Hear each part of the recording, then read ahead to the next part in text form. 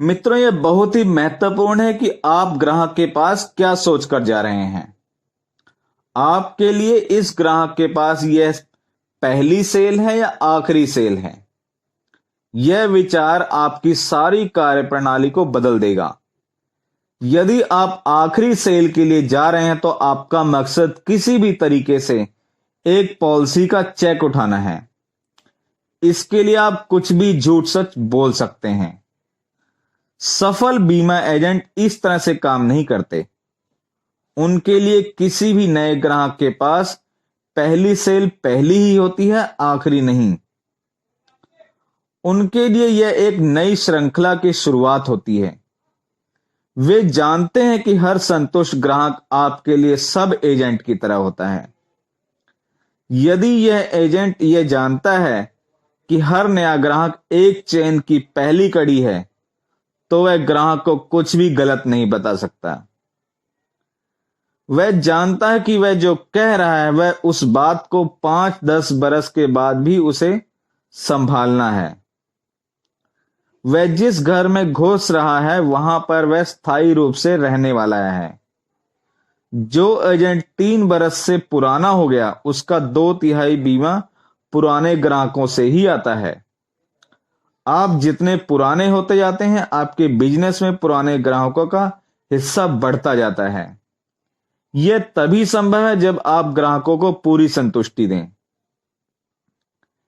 एक बात तय है कि किसी भी चीज के सेल्समैन को जितनी जानकारी उस चीज के बारे में होती है, उतनी खरीदने वाले को नहीं होती है। अब यदि सेल्समैन ग्राहक को जिन बातों की जानकारी नहीं है उनका लाभ उठाना शुरू कर दे, तो वह एक बार सामान तो बेच सकता है, पर अगली बार पहचान नहीं बना सकता और ग्राहक को हमेशा के लिए अपना नहीं बना सकता।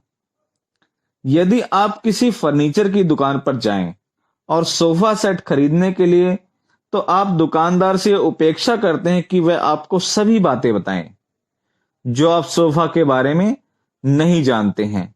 उसमें लकड़ी है, कुशन है, स्प्रिंग है और कपड़ा है। दिखाई दे रहा है सिर्फ कपड़ा, बाकी का सब सामान उसके नीचे छुपा हुआ है। उन चीजों के बारे में आप नहीं जान सकते, वही जानता है क्योंकि उसने बनाया है। यदि वह आपको सब कुछ अच्छा अच्छा बताकर दे, तो आपको कुछ भी पता नहीं चलेगा। 6 महीने के बाद जब लकड़ी सूख कर ऐंठने लगेगी तो सोफा चटकने लगेगा। उस समय उस दुकानदार का भले ही कुछ ना बिगाड़ पाए आप, लेकिन एक काम तो आप कर ही सकते हैं। यदि कोई मित्र आपसे पूछे कि बहन की शादी के लिए फर्नीचर खरीदना है, कहां से खरीदें, तो आप सीधे यही कहेंगे कि उस दुकान को छोड़कर कहीं से भी ले लो। वह दुकानदार आपको जानकारी ना होने का लाभ उठाकर आपके माध्यम से ग्राहकों की एक चेन नहीं बना पाया। यदि आप उसके सामान में संतुष्ट होते, तो यह जवाब देते कि श्याम फर्नीचर स्टोर से ही खरीद लो और निश्चिंत हो जाओ।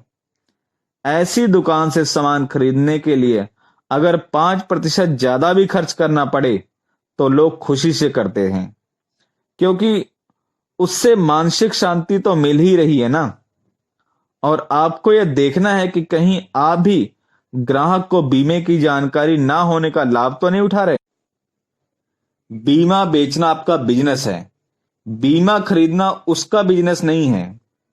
जो काम आप हर रोज करते हो वह साल में 1-2 बार ही करता है, इसलिए आप ही इसके बारे में ज्यादा जानते हैं और ग्राहक आप पर ही भरोसा करता है।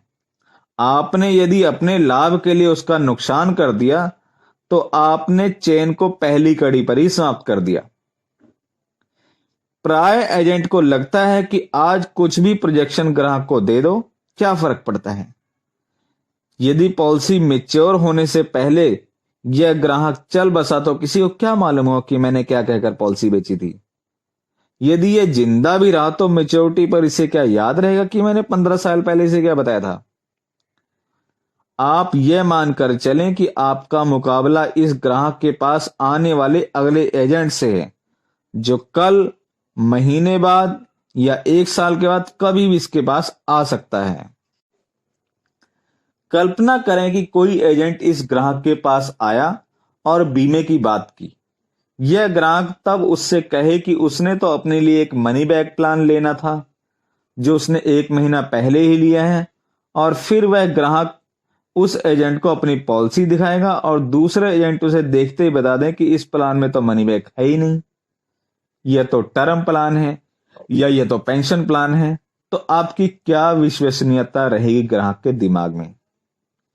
ऐसा नहीं है कि जो कुछ आपने उसे पॉलिसी बेचने के लिए बताया वह 15 साल बाद ही खुलेगी। वे पत्ते कभी भी खुल सकते हैं। इसलिए ध्यान रहे, जल्दी अंडे के चक्कर में मुर्गी को ना काटें और ग्राहक को अपना बताएं, सच बताएं और उसकी जरूरत के अनुसार उसे बीमा दें। तो मित्रों, आज की इस वीडियो में इतना ही। कल फिर मिलेंगे नई जानकारी के साथ किसी नई वीडियो में। तब तक के लिए धन्यवाद। जय हिंद, नमस्कार।